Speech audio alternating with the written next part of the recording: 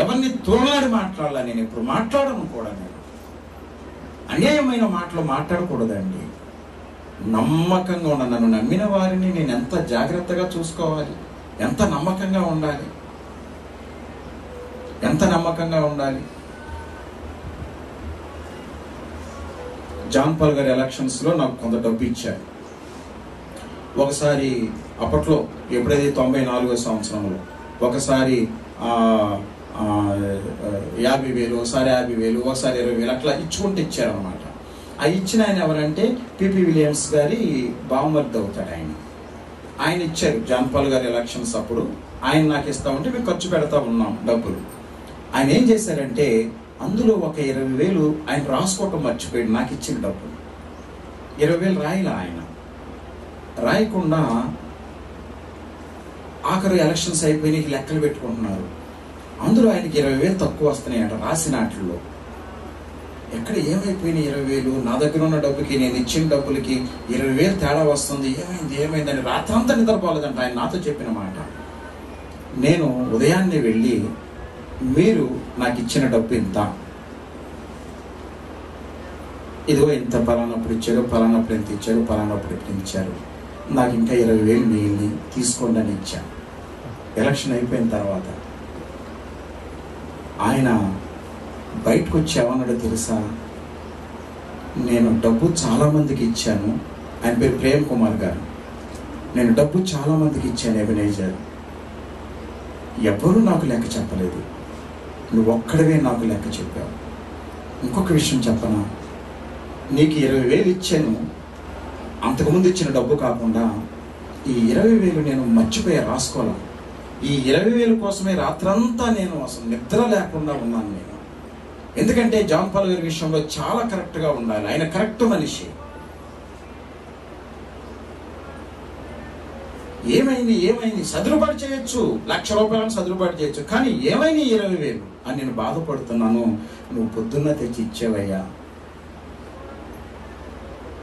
లేదండి, మీరు ఇచ్చిన డబ్బులు నాకు మిగిలిన తీసుకొచ్చి ఇచ్చాను. మిగతావన్నీ లెక్కలు, ఎవరెవరికి నేను ఎంత ఇచ్చాను ఖర్చు పెట్టమని, ఎవరెవరు ముందు ఇచ్చాను, అప్పుడు ఎవరెవరు ఉన్నారు, ఇవన్నీ రాసి పెట్టి ఇచ్చాను. ఒక్కడవే కరెక్ట్గా లెక్క చెప్పింది అన్నాడు ఆయన. దేవుని స్తోత్రం చెప్పండి. హల్లెలూయా. ఎందుకు నేను చెప్తున్నానంటే, ఒక బాధ్యత మన మీద పెట్టినప్పుడు అవతల వాళ్ళు మన గురించి ఆలోచించకూడదు. ఇంకా కళ్ళు మూసుకుని హాయిగా పడుకోవాలి వాళ్ళు. నాకు ఒక బాధ్యత అప్పగించినప్పుడు, మీకు ఒక బాధ్యత అప్పగించినప్పుడు, దేవుడు మీకు ఒక బాధ్యత అప్పగించినప్పుడు ఇక మీ విషయంలో ఆలోచించకూడదు అవతల వ్యక్తులు. ధైర్యంగా ఉండాలి, సంతోషంగా ఉండాలి, మరొక ఆలోచన రాకూడదు వాళ్ళకి. ఆ తరువాత ఇవన్నీ లెక్క పెట్టుకుని నేను చేసిన పని, ఎబినేజర్ ఎలా ఉన్నాడు, పలానా ఎక్స్ ఎలా ఉన్నాడు, వై ఎలా ఉన్నాడు, జెడ్ ఎలా ఉన్నాడు, వీళ్ళందరూ అయిపోయిన తర్వాత ఏలూరులో సెక్రటరీగా మరి పని చేయటం కోసం, జాన్ పాల్ గారి సెక్రటరీగా ఉండటం కోసం ఎవరు ఉండాలి అని అంటే అప్పుడు నేను ఉండాలని నన్ను పెట్టారు అక్కడ. దేవుని స్తోత్రం చెప్పండి. హల్లెలూయా. నాకంటే చదువుకున్న వారు ఉన్నారు, నాకంటే యోగ్యులు ఉన్నారు, నాకంటే నాలెడ్జ్ ఉన్నవారు ఉన్నారు. మనిషికి కావాల్సింది చదువు, నాలెడ్జ్, యోగ్యత ఇవన్నీ అవసరమే, కానీ వాటన్నిటికంటే ముఖ్యమో యథార్థత, నిజాయితీ. ఆ నిజాయితీ, యథార్థత ముందు అవన్నీ తల ఉంచుతాయి. దేవుని స్తోత్రం చెప్పండి. హల్లెలూయా, హల్లెలూయా, హల్లెలూయా. కాబట్టి గమనించండి, ఎప్పుడైనా సరే మనకు ఒక బాధ్యత మనకి ఇచ్చారు అంటే ఆ బాధ్యత విషయంలో చాలా జాగ్రత్తగా ఉండాలి, చాలా జాగ్రత్తగా ఉండాలి. ఆయన నిజంగా నన్ను ఎంత గొప్పగా, ఎంత మంచిగా మాట్లాడారంటే, ఎబెనేజర్ ఒక్కడవే. నీవివాళ చేసిన కార్యం భవిష్యత్తులో నీకు, నీ బిడ్డలకు ఉపయోగపడుతుంది. నిన్ను దేవుడు ఆశీర్వదించాడు అంటే కేవలం నీ యథార్థతను బట్టి, నీ నీతిని బట్టి, నీ నిజాయితీని బట్టి. యేసుప్రభును నమ్ముకున్నావని ఇష్టం వచ్చినట్టు పనులు చేస్తే దేవుడు అసలు వాళ్ళని ముట్టుకోడు. నువ్వు యథార్థవర్తనుడైన నీతిమంతుని పిల్లలు వాని తదనంతరము కూడా ధన్యులవుతారనడానికి కారణం అదే. చక్కని బాధ్యత. నేను ఇందా చెప్పాను కదా, కేఏ పాల్ గారు మరి అట్లాంటి పరిస్థితులలో ఆయన మరి నాకు ఆ బాధ్యత అప్పగించారు. ఏది మొత్తం ఊరంతా చెప్పాలని, హైదరాబాద్ మొత్తం చెప్పాలని పాంప్లెట్లు అవన్నీ ఇచ్చారు. అవన్నీ చేసాం. ఆ రోజు మరి ఆ వర్షం రాబోయే టైంలో అర్ధరాత్రి నేను ప్రార్థన చేశాను, దేవా మీ కార్యం చేయండి అని. తర్వాత దేవుని కృపను బట్టి మరి వర్షం తగ్గిపోయింది. ఆ తర్వాత ఎవరైతే గొప్ప స్పీకరో ఆయన కనపడకుండా వెళ్ళిపోయాడు. ఆ స్థానంలో కేఏ పాల్ గారు రావటం, ఆయన గొప్ప మెసేజ్ ఇవ్వటం, అందరూ కూడా తండోపతండాలుగా ఆ గ్రౌండ్ నిండిపోయింది అనమాట. 3 రోజుల్లో పెరిగిపోయారు జనం. ఇంకా దేవుడు వాడుకున్నాడు ఆ రోజు నుంచి ఆయన్ని. ఆ తర్వాత గొప్ప వ్యక్తి అయిపోయారు కేఏ పాల్ గారు. ఎంత గొప్ప వ్యక్తి అంటే అమెరికా ప్రెసిడెంట్ గారు కూడా ఆయన అంటే గౌరవం ఇచ్చేంత గొప్ప స్థాయికి ఎదిగారు. దేవుడు మనకు బాధ్యత ఇచ్చేది, ఒక విలువ ఇచ్చేది, ఒక స్థితికి నిన్ను తీసుకుని వెళ్ళేది కేవలం నీ కోసం మాత్రమే కాదు, నువ్వు అనేక మందికి సేవ చేయటం కోసం. ఆ సేవలోనే ఆయన గొప్ప వ్యక్తి. అనేక దేశాలు వెళ్ళారు, గొప్ప స్థితిని పొందుకున్నారు ఆయన. ఇవాళ మనం చూస్తున్న కేఏ పాల్ గారు ఆనాడు నేను చూసిన కేఏ పాల్ గారు కాదు. మనిషి ఆయన కానీ కొన్ని పద్ధతులు మార్చుకున్నారు ఆయన, ఎందుకో తెలియదు. ఆ మీటింగ్స్ జరుగుతున్న 2వ రోజున నేను వెళ్ళి ఆయన ఒకసారి చూడాలండి అని అన్నా. ఎలీషా గారు, మా జో వాళ్ళ మామగారు ఎలీషా గారు అంటే సామవేదం ఎలీషా గారు చాలా మంచి వ్యక్తి. ఆయనకి నాకు ఒకే రూమ్ ఇచ్చారు. అప్పటికి పెళ్ళిళ్ళు ఇంకా అవ్వాల. జో వాళ్ళకి మామగారు అవుతారన్న సంగతి కూడా నాకు తెలియదు. దేవుని ఏర్పాటు అట్లా ఉంటుంది. అప్పుడు ఆయన చూడాలంటే రండి చూద్దరు కానీ ఏముంది అని చెప్పేసి ఎవరినో ఇచ్చి పంపించారు నాకు. మేము ఆ సికింద్రాబాద్ రైల్వే స్టేషన్ పక్కనే హోటల్, మంచి హోటల్, ఆల్ఫా హోటల్ పక్కనే ఉంటుంది. అది మంచి హోటల్ మాకు ఇచ్చారు. సితారా అనుకుంటా దాని పేరు, హోటల్ పేరు నాకు బాగా గుర్తుంది. అక్కడ మేము ఒక మంచి ఏసీ రూమ్లో ఉన్నాము. అక్కడ నుండి కేఏ పాల్ గారిని చూడటానికి ఆయన ఉన్న హోటల్కి వెళ్ళాం. ఆయన ఉన్న హోటల్కి వెళితే నన్ను ఒక మామూలు హోటల్కి తీసుకెళ్తున్నారు. బాబు ఎక్కడికి? కేఏ పాల్ గారిని చూడటం కోసం నేను వెళ్ళేది. ఎక్కడికి తీసుకెళ్తున్నావు? ఇందులోనే ఉంటారండి ఆయన. మామూలు ఇల్లు అండి, మామూలు ఇల్లు అనమాట. ఇల్లు లాంటిది, హోటలే మామూలుగా ఉంది. పైన ఎక్కడో చిన్న మామూలుగా ఉంది. అసలు అది ఎట్లా ఉందంటే మన మన గవర్నమెంట్ వాళ్ళు కట్టించే ఇల్లు ఉంటాయి చూసారా, అట్లాగే ఉందా మరి పైన. అలాంటి అది సింపుల్ ఇల్లు తీసుకున్నాడు, సింపుల్ హోటల్ తీసుకున్నారు. చాలా తక్కువ రేట్ అంటది. చాలాసేపు బయట నిలబడి ఉన్నాం. ఎప్పుడో వచ్చాడైనా బయటికి, అందరితో పాటు ఉన్నాం. నేను పర్సనల్గా ఎప్పుడు మాట్లాడలేదు ఆయనతో, ఎప్పుడు మాట్లాడలా. ఆయన అంత సింపుల్గా తెల్ల లాల్చీ ఫైజ్మా అంటారు కదా, అట్లాంటిది వేసుకుని బయటకు వచ్చారు. ఓకే ఓకే ఫ్లైట్లో ఉన్నాను, మీరు చాలాసేపు వెయిట్ చేసినట్టున్నారు కదా అని అంటే, అవును సార్ అనుకున్నాను. సరే ఓకే అంతే. ఆ 2 మాటలు మాట్లాడి వెళ్ళిపోయాడు. ఆ 2 మాటలు మాట్లాడాడు. నేనుగా పర్సనల్గా ఎప్పుడు మాట్లాడాల. ఆ తర్వాత మరి ఆ సికింద్రాబాదు చారిటీ సిటీ అంటారు, దానిలో మరి నేను మేనేజర్గా పనిచేశాను. ఎంత మంచి పేరు దేవుడు నాకు ఇచ్చాడంటే అక్కడ. దేవుని చిత్తమైతే కొన్ని విషయాలు మీకు తర్వాత చెప్తాను. అంత గొప్ప. కానీ ఆ సంవత్సరంలో నేను మేనేజర్గా చేసిన కేఏ పాల్ గారు అక్కడికి వస్తున్నప్పుడు నేను ఇక్కడికి వచ్చేసేవాడిని. నేను మళ్ళీ అక్కడికి వెళ్తే ఆయన ఉండేవారు కాదు. నేను ఎప్పుడు మాట్లాడాల ఆయనతో. ఆ చారిటీ సిటీకి నేను మేనేజర్గా చేశాను, కానీ ఏనాడు మాట్లాడాలి. మరి ఏంటో దేవుని చిత్తం ఏంటో, అసలు ఎందుకు ఇలా జరిగిందో నాకు అర్థం కావట్లేదు ఇప్పటికి కూడా. ఏది ఏమైనా గొప్ప దైవజనుడు ఆయన, విలువైన వ్యక్తి. కొంతమంది మాటలు, మనము ఎంత గొప్పవారమైనా కొంతమంది మాటలు వినటం వల్ల ఒక్కోసారి మనం వెనకబడిపోతాం. సమాజంలో మరి మనకున్న స్థానాన్ని కోల్పోవలసి వస్తుంది. జాగ్రత్తగా ఉండాలి అలాంటి విషయాల్లో. మనుషుల మాటలు మనం వింటున్నప్పుడు బహు జాగ్రత్తగా ఉండాలి. నువ్వు ఒక స్థానంలో ఉన్నావు కాబట్టి. దేవుడి కంటే ఎక్కువైన వాళ్ళు ఎవరున్నారండి? ఆయనే నీ మాట వెంటంటే మిగతా వాళ్ళు ఎప్పుడు కూడా మనము దేవుణ్ణి పక్కన పెట్టి మనుషులను ఎక్కువగా చూడకూడదు. వాళ్ళంతటి వాళ్ళైనా సరే దేవుణ్ణి పక్కన పెట్టి దేవుని సన్నిధి విషయంలో. ఆ తర్వాత అందరికీ మనం సేవకులమే. మీ అందరికీ కూడా నేను సేవకుణ్ణి. అందరికీ ఎక్కువ తక్కువ ఉండదు. దేవుని బిడ్డలు ప్రజలందరికీ సేవకులే. కుర్చీలో కూర్చుంటాను మీరు అందరూ పని చేయండి అంటానికి లేదు. తాను కూడా చేయాల్సిందే, నీకు మాదిరిగా ఉండాల్సిందే. అలాంటి స్థితిలో దేవుని దగ్గర మాత్రం ఎంత గొప్పవాడు వచ్చి నిన్ను రమ్మన్నా బయటికి, నేను దేవుని సన్నిధిలో ఉన్నాను, దయచేసి కాసేపు ఆగండి, నేను దేవుని మందిరానికి వెళ్ళాల్సి ఉంది, దయచేసి ఈ పూట నేను రాలేను, తర్వాత వస్తాను. ఆ మాట నువ్వు చెప్పగలవా? నువ్వే రోజైతే ఆ మాట చెప్పగలవు, ఆ రోజునే నీ ఆశీర్వాదాలు మొదలవుతాయి. దేవుని స్తోత్రం చెప్పండి. హల్లెలూయా. ఏ రోజైతే నువ్వు ఆ మాట మాట్లాడగలవో, ఆదివారం దేవుని సన్నిధికి వెళ్ళాలండి, మీరేదో పెద్ద ఫంక్షన్ ఉందంటున్నారు, పెద్ద మీటింగ్ ఉందంటున్నారు, నేను దేవుని సన్నిధికి వెళ్ళిన తర్వాతే, కావాలంటే తర్వాత వస్తాను అని నువ్వు చెప్పగలిగితే, అసలు ఎక్కడ ఆడెవడో పరిగెడుతుంటే ఆడ వెనకాల నువ్వు వెళ్ళిపోతావుగా ముందు. నేను పిలవలసిన అవసరం లేదు, పెట్టాల్సిన అవసరం లేదు, నువ్వు పరిగెడతావుగా ముందు. ఎందుకంటే గుడేగా అండి. ఏముందండి పాస్టర్ గారు, ఏముంది మామూలుగా ఏదో చదువుకున్నాను, ఎంఏ బీడీలు డీడీలు చేశాను అంటాడు, కానీ ఆయన అసలు అట్ట చేసేవాడైతే గోగొట్టలేదు కొంటాడు. మళ్ళీ ఇదొకటి, దేవుడు నిన్ను ఎక్కడ పెడితే అక్కడ ఉండాల్సిందే. ఏమో ఇందులో ఎవరెవరు గొప్పవాళ్ళు అవ్వబోతున్నారు, ఎవరెవరు ఏ స్థాయిలో ఎదగబోతున్నారు, ఎందుకోసం దేవుడు నిన్ను ఆ ప్లేస్లో ఉంచారో, ఏ దైవజనుడైనా సరే వారు ఉన్న స్థలంలో గొప్పగా దేవునికి మహిమ తీసుకురావాలి.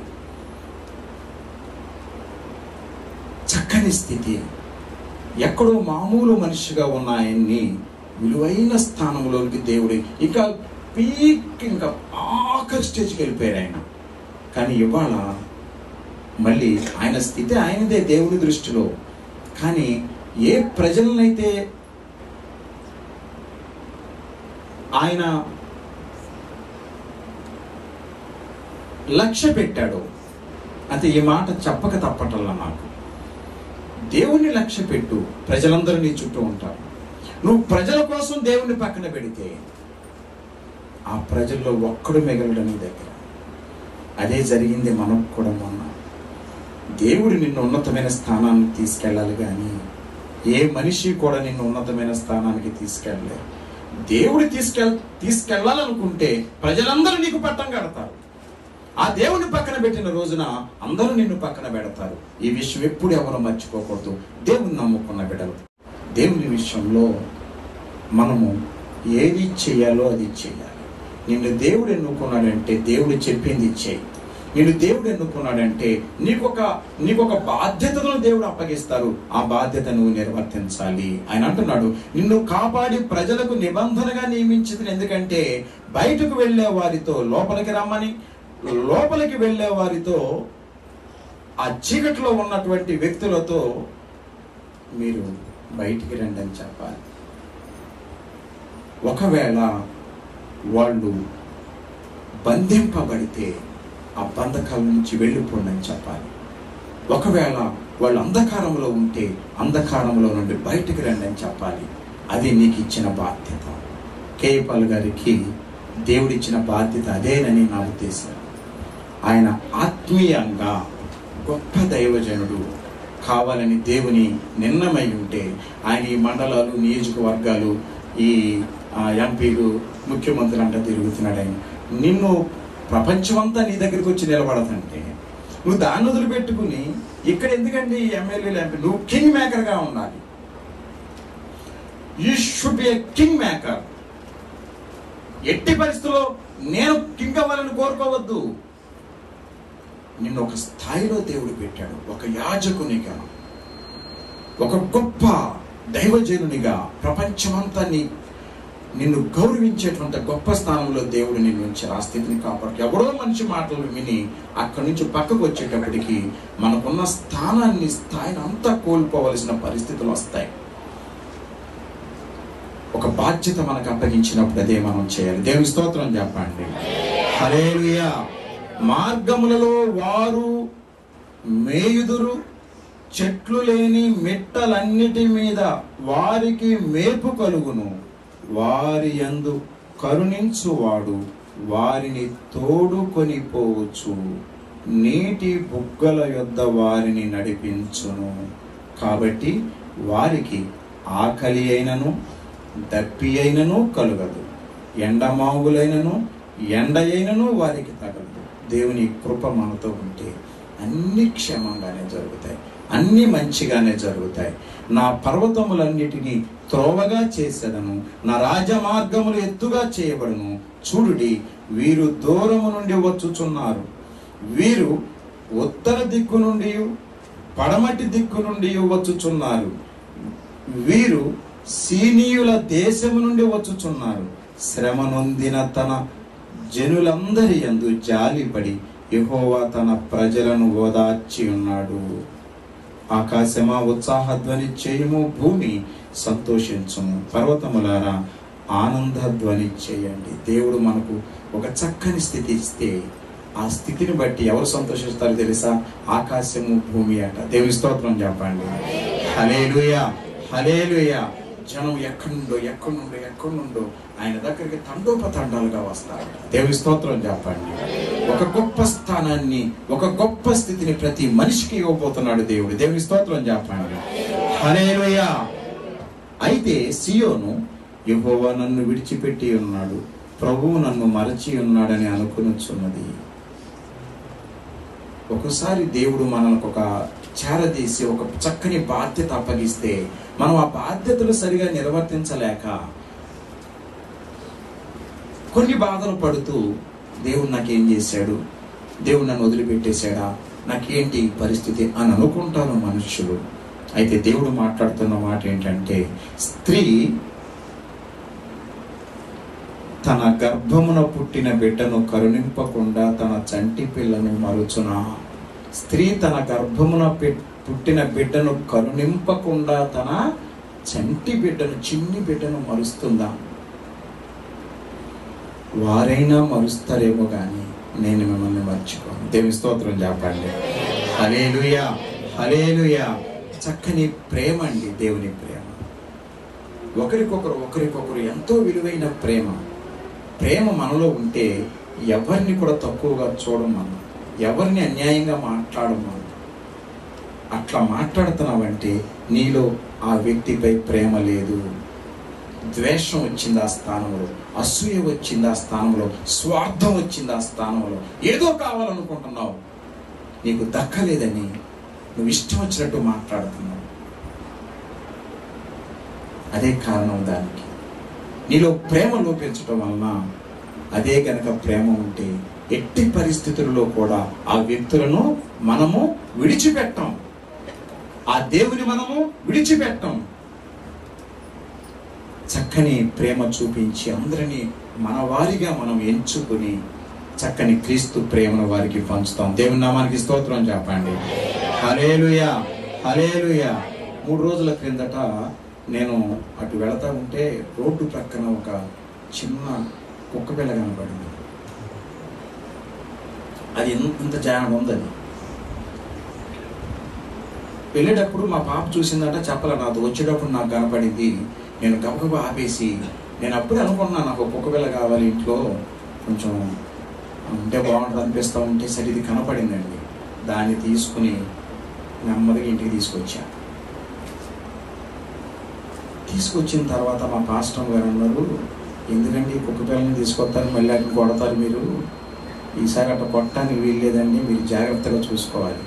నాకేంటంటే ఆ కుక్క పిల్లని చిన్నది కదా, పాప రోడ్డు పక్కన ఉంది, ఒక్కదే ఉంది. అది దాన్ని తీసుకోగానే అదేం చేస్తుందో తెలుసా? నేను వాళ్ళ అమ్మను అనుకుందేమో పాలు కోసం గొగ్గు పెట్టుకుంటే నాక అట్లా అంటే అసలు నిజంగా తల్లులకు తెలియాలనుకుంటా. ప్రేమ తల్లికి తెలుసు అనుకుంటా. నాకు ఫస్ట్ అనుభవం అన్నమాట. అంటే నాకు అసలు దాని మీద ప్రేమ పుట్టుకు వస్తుంది ఎందుకనో. నిజంగా అసలు అది ఎలా అంటే నన్ను మూతి అంటుంది అన్నమాట. మూతితో చిన్నది కదా, బుట్టిది. అట్లా అంటే నాకు దాని మీద ఎనలేని ప్రేమ పుట్టుకొచ్చింది నాకు. అంటే ఆకలి కోసం నన్ను, అది ఆహారం కోసం నన్ను ఇక అది అడుగుతుందన్నమాట. నాపై ఆధారపడిపోయింది అనే ప్రేమ అసలు నాకు. అందుకే తల్లులు కూడా నాకు అప్పుడు అనిపించింది, ఆడవాళ్ళు బిడ్డ పాలు త్రాగుతూ ఉంటే వాళ్ళని జాగ్రత్తగా పట్టుకుని అట్లా పొదుగుల్లో పట్టుకుని నిద్ర వచ్చినా నిద్రపోకుండా వాళ్ళు అర్ధరాత్రులు, అది 12 గంటలకు లేచిందా, ఒకసారి 2ంటికి లేచింది, 12 కూడా కాదు 2ంటికి లేచిందా, అరుతుంటే నేను తీసుకొచ్చి పట్టుకున్నా, మళ్ళీ టట్ అంటుంది. మళ్ళీ నాకు నీ పాలు తీసుకొచ్చి అప్పుడు పట్టే నేను ఆ అర్ధరాత్రి పాలు పెట్టేదానికి నేను. అంటే ఏంటంటే ఒక రకమైన ప్రేమ, అన్నిటిని వదిలేస్తాం మనం ఇక ఆ ప్రేమ కోసం. ఆ ప్రేమ నాకు ఎందుకు పుట్టిందంటే అది నన్ను ఆశ్రయించింది కాబట్టి, నా కోసం వెతుకుతుంది కాబట్టి. ఆకలి అయిపోతుందా, తన అమ్మ కనపడుతుంది అనమాట నాలో. అందుకని దీనికి ఆ లోటు రానివ్వకూడదని మరి జంక్షన్ వెళ్ళి ఒక పాల పీక కొనుక్కొచ్చి సీసా తెచ్చి దాంట్లో పాలు పోసి నేను మా పాస్టర్ దానికి పాలు పట్టి, పాప గిఫ్ట్ పాలు పెట్టి దానికి చేస్తుంటే అది 2 రోజులు 3 రోజులు 4 రోజులు అయినప్పుడు వచ్చి శుభ్రంగా తిరుగుతుంది. అప్పుడు సరే 3 రోజున నేను మళ్ళీ పాప కోసం వెళ్తూ ఉంటే రోడ్డు మీద దంటగుంటలు దాటిన తర్వాత కాలువ పక్కన మళ్ళీ ఒక్కొక్క పిల్ల కనపడింది. మా పాస్టర్ గారు అన్నారు, ఇంకొక పిల్లని తేవచ్చు కదా, 2 సంతోషంగా ఉంటాయి అన్నారు. సరే చూస్తున్నాను, నేను ఎదుగుతున్నా కుక్క పిల్ల కోసం. ఇది మళ్ళీ కరెక్ట్గా ఇంకొక పిల్ల కనబడితే ఏం చేసిందో తెలుసా? అది మీరు జాగ్రత్తగా వినండి. అది నా కారుకి అడ్డంగా ఉంది. నేను ఇటు వెళ్తాం కదా, రోడ్లో నేను వెళ్ళే దారి ఉంది, అటు ఇచ్చే దారి ఉంది కదా, నా కారుకి అడ్డంగా ఉందండి. అట్లా చూస్తుంది నా ఇంకట. అంత దూరం నుంచి చూసా. నేను వెళ్ళిపోద్దులే అనుకుని నేను మాకు దగ్గరకు వచ్చేసా. ఈలోపు ఎదురుకుండా బస్సు ఒకటి వస్తుంది, ఇది స్కూల్ బస్సు. నేను అట్లా వెళుతూ ఉంటే అది వెళ్ళినట్టు కనపడలా, నాకు దగ్గర వరకు వెళ్ళిపోయా. అసలు ఏంటి వెళ్ళినట్టు కనపడలా, ఇది ఎక్కడ ఉందని చూసి నేను మళ్ళీ కార్ని వెనక్కి తీసుకొచ్చాను. దిగెళ్ళా. అది మొరచుట్టుకు పడుకుని పోయింది. అక్కడే లెగట్లా, అక్కడే పడుకుంది. ఏంటని దగ్గర చూస్తే ఆల్రెడీ ఇంకొక కుక్క పిల్ల చచ్చిపోయి ఉంది అక్కడ. అది తొక్కేసింది, ఏదో మొత్తం చర్మం మాత్రం మిగిలింది, తలకి కొంచెం ఇట్లా కనపడుతుంది, చర్మం మాత్రం మిగిలింది. దాని పక్కన పడుకుంది. నేను అనుకున్నాను, నేను వెళతా ఉంటే ఇది తప్పుకోలేదు కదా, నేను వెళ్ళిపోతే ఖచ్చితంగా నా కారు కింద పడేదన్నమాట. అంటే తను సంబంధించిన తన చెల్లు అక్క అవుద్ది కదా, మరి చిన్నపిల్ల అది కూడా, మరి అమ్మో తెలియదు, చిన్నదే, అది పడిపోయింది. ఇక నా బతుకు కూడా ఎందుకు అనుకోని ఉంటుంది మీది అట్లా అనిపించింది నాకు. గబగబ వెళ్ళి దాన్ని దగ్గరికి వెళ్ళి ఇలా చూస్తే నా ఇంకట్ట చూస్తుంది, లేచి అట్లా అడిదిరిగి పడుకుంది. కారు ఇటు అవుతుంటే అది అడిదిరిగి పడుకుంది. అంటే అది ఇక డిసైడెడ్ అనమాట. అనిపించింది నాకు, ఇక అనవసరం, నేను నాకు సంబంధించిన చచ్చిపోయారు, ఇక నేను ఎందుకు అనుకుందా ఏంటో మరి. అది లెగట్లా. సరే నేను వెళ్ళి చూస్తే అప్పుడు అటు తిరిగి ఉన్నదాన్ని నేను దగ్గరికి ఇటు తిరిగి లేచిందట. ఈ కథలు అటు ఏమో అట్లా అట్టగా చూస్తున్నాయంట. దాదాపు పట్టుకుని వచ్చింది. నెమ్మదిగా తీసి పట్టుకుంటే చక్కగా పట్టుకున్నాను నా దగ్గర. నెమ్మదిగా నిన్ను తీసుకొచ్చి దానికి శుభ్రంగా మరి మంచిగా పాలు, పెడిగ్రీ అన్నీ చక్కగా నీట్గా దానికి మరి అది కూడా అట్లాగే దగ్గరకు వచ్చాడు, దేనంగా అట్లా ఉందండి. అది చాలా బాధ అనిపించింది. ఏంటంటే నిరాశ్రయులు ఉంటారు చూసారా, వాళ్ళని జాలి చూపించాలి. మనం బాగున్నాం, ప్రస్తుతానికి గొప్పవాళ్ళమేం కాదు, కానీ బాగున్నాం. వాళ్ళకంటే వాళ్ళ పక్షాన మనం ఖచ్చితంగా ఉండాలి, వారికి సహాయం చేయాలి, చేయగలిగినంతలో చేయాలి. ఎవరికి తోచినట్టు వాళ్ళు. మీకంటే తక్కువ ఉన్న వాళ్ళని మీరు చూడండి, నాకంటే తక్కువ వాళ్ళని నేను చూస్తా, నాకంటే ఎక్కువ ఉన్న వాళ్ళు నన్ను చూస్తారు, వారికంటే ఎక్కువ ఉన్న వాళ్ళు వాళ్ళని చూస్తారు. దేవుడు మెచ్చుతాడు. చక్కని స్థితి, అంచెలంచెలుగా మనం ఎదుగుతాం. ఎప్పుడైనా ప్రేమ అన్నది ఇక అది ఎట్లా ఉందో, దానికి అసలు ఏంటో, రోడ్డు మీద ఉన్నదానికి నేను ఒళ్ళు పెట్టేసుకున్న దాన్ని అట్లా అనిపించింది నాకు ఎందుకు ప్రేమ. గమనించండి, మనం ఎప్పుడు కూడా అవి జంతువులే కావచ్చు, పక్షులే కావచ్చు, మనుషులే కావచ్చు, మరి ఎవరైనా కావచ్చు, కాస్త ప్రేమ మనం చూపిస్తే, ఆ ప్రేమ మనలో ఉంటే ఎవరిని తోలనాడి మనం అన్యాయంగా మనం మాట్లాడకూడదు. అది మన దేవునికి ఇష్టం ఉండదు. చక్కని మరి మనం దాన్ని బట్టి మనం ఆశీర్వదించబడతాం, దాన్ని బట్టి మన బిడ్డలు ఆశీర్వదించబడతారు. చక్కని క్షేమము దేవుడు మనకు, మన బిడ్డలకు అనుగ్రహిస్తారు. కాబట్టి మనము నాకు ఈ వాక్యం చెప్తే గుర్తొచ్చింది ఆ విషయం. తల్లి తన బిడ్డను మరచున, అసలు మరుస్తారండి అమ్మోళ్ళు. మనల్ని మరిచిపోతే ఎక్కడ ఉంటాం మనం అసలు? ఇక్కడ చిన్న పిల్లలు ఉన్నారా, వాళ్ళు ఇంకా పెద్దోళ్ళు అయ్యారు. ఇంకా గుడ్డి పిల్లలు ఉంటారు, వాళ్ళని వేసుకుని తిరుగుతారు చూసారు కొంతమంది. అసలు వాళ్ళని కాసేపు పక్కన పెడితే అసలు వాళ్ళు ఎక్కడ ఉంటారు ఆలోచించండి. వాళ్ళు కాదు, ఇప్పుడు ఈ వయసులో ఉన్నవాళ్ళు కూడా ఆ పిల్లని తల్లి జాగ్రత్తగా చూడకపోతే ఎక్కడ ఉంటుంది అసలు? ఎక్కడ ఉంటుంది అసలు? ఆ పిల్ల ఎక్కడ ఉంటుంది? ఆ పిల్ల పరిస్థితి ఏంటి అసలు? మనం అట్లా పుట్టిన వాళ్ళం కాదా? మనం ఆ స్థితి నుంచి వచ్చిన వాళ్ళం కాదా? మన అమ్మ మనల్ని అలా హత్తుకోలేదా? పాలిచ్చి పెంచలేదా? ఇవాళ అమ్మని ఇష్టం వచ్చినట్టు మాట్లాడుతున్నారు కొంతమంది. ఎంత అన్యాయం అంటే, ఆమె రక్తం, నాన్న రక్తం, మనం ఇట్లా వచ్చాం. వాళ్ళని ఈ భూలోకంలో మనం ఎవరినన్నా గౌరవించామంటే ముందు అమ్మని నాన్నని గౌరవించాలి, ఆ తర్వాత అందరిని గౌరవించు. నీ ఇష్టం వచ్చినట్టు గౌరవించు, పర్వాలా, కాదంటలా. నీ తల్లిని తండ్రిని గౌరవించకుండా వాళ్ళని పక్కన పెట్టేసి ఎవరి కోసం పరిగెడుతున్నావేంటి? వాళ్ళ రక్తాన్ని నువ్వు ఎంత అల్లాడిపోద్దండి ఆ రక్తం. ప్రేమ, దేవుడు అంటున్నాడు, నీ తల్లి మరవదు నిన్ను, ఒకవేళ మరచినా నేను నిన్ను మర్చిపోయే ప్రసక్తే లేదు. దేవుని స్తోత్రం చెప్పండి. ఒక్క పిల్ల వాళ్ళ అమ్మ మరి ఏ కారణం చొప్పున వెళ్ళిపోయిందో, చచ్చిపోయింది.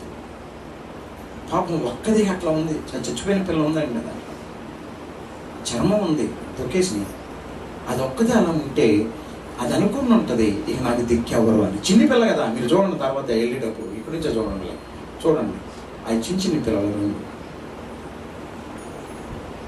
అది అనుకొని ఉంటుంది, నాకు ఎవరు దిక్కు అనుకొని ఉంటుంది. అమ్మ చచ్చిపోయింది, అమ్మ వదిలేసింది, లేకపోతే చచ్చిపోయింది, నా పక్కన ఉన్న వాళ్ళు కూడా లేరు, నేను ఒక్కదాన్ని కదా అనుకుందేమో.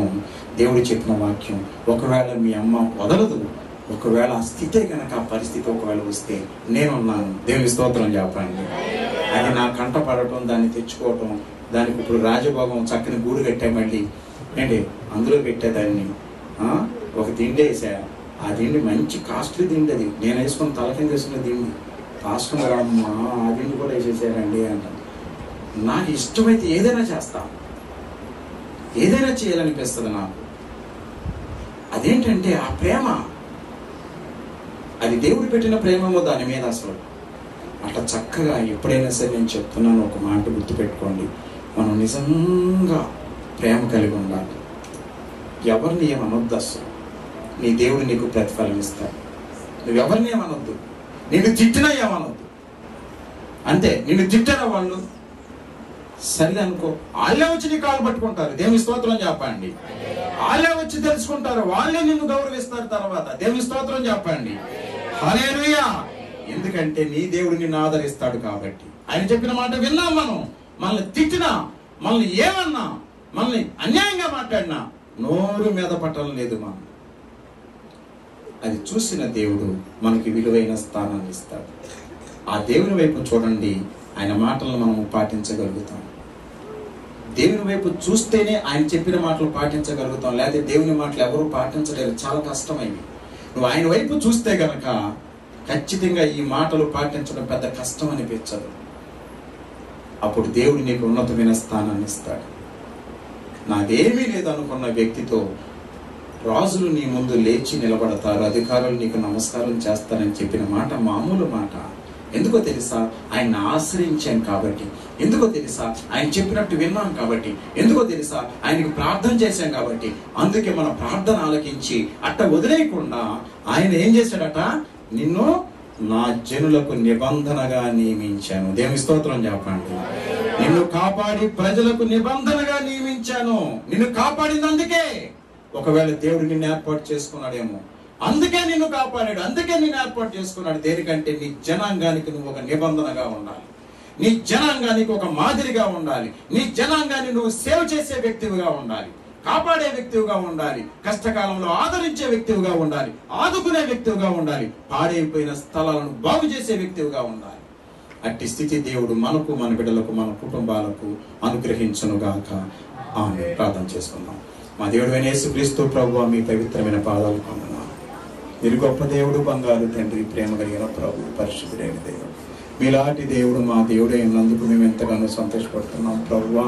దేవా, ఈ చక్కని మాటలు మాకు ఇచ్చారు, మీకు స్తోత్రాలు. మీ మాటలు జాగ్రత్తగా వింటే ఎవరైనా ఈ భూలోకంలో విలువైన స్థానాన్ని పొందుకుంటారని చెప్పిన మీ మాటలను బట్టి మీకు స్తోత్రాలు. మీరు లోకాన్ని సృష్టించిన దేవుడు, ఈ మనుషులను సృష్టించిన దేవుడు, వారిని ఒక ఉన్నతమైన స్థానానికి పెట్టడం మీకు అసాధ్యమైంది కాదు కదా ప్రభువా. దేవా, అయితే మేమే మీ మాటలు సరిగా వినలేక మా దారిలో మేము బ్రతుకుతున్నాం. మీ మాట వినే స్థితిని మా అందరికీ దయచేయండి. ఈ లోకంలో మిమ్మల్ని నిజంగా నమ్ముకున్న బిడ్డలందరికీ దయచేయండి ప్రభువా. చక్కని ధైర్యాన్ని వారికి దయచేయండి. మీ దీవెనలు పొందుకొని మా కోసం కాకుండా అనేక మంది కోసం బ్రతికే బాధ్యత మా అందరికీ దయచేయండి. మిమ్మల్ని నిజంగా నమ్ముకున్న బిడ్డలకి, మీ పాదసేవ చేస్తున్న మీ దాసులకు అందరికీ దయచేయండి. ఇది చూసిన సర్వ జనాంగం అంతా కూడా మీ పాదాలను బలీయంగా హత్తుకుని నాయన, మీ పాదాలను నమ్ముకుని మీ దేవులను పొందుకుని వారు కూడా ఉన్నతమైన మీ నామాన్ని మహిమపరిచే కృప అందరికీ దయచేయమని మీ పాదాలను వేడుకున్నాం. సమస్త మీ పాదాలకు అప్పగిస్తున్నాం. ఇక్కడ ఉన్న బిడ్డలందరినీ ప్రత్యేకించి దీవించి ఆశ్రయించండి. మంచి బలం, ఆరోగ్యము, శక్తిని దయచేయండి. యేసు నామములో ప్రార్థన చేస్తున్నాము తండ్రి, ఆమేన్. దేవుని నామానికి స్తోత్రం చెబుదాం. హల్లెలూయా, హల్లెలూయా.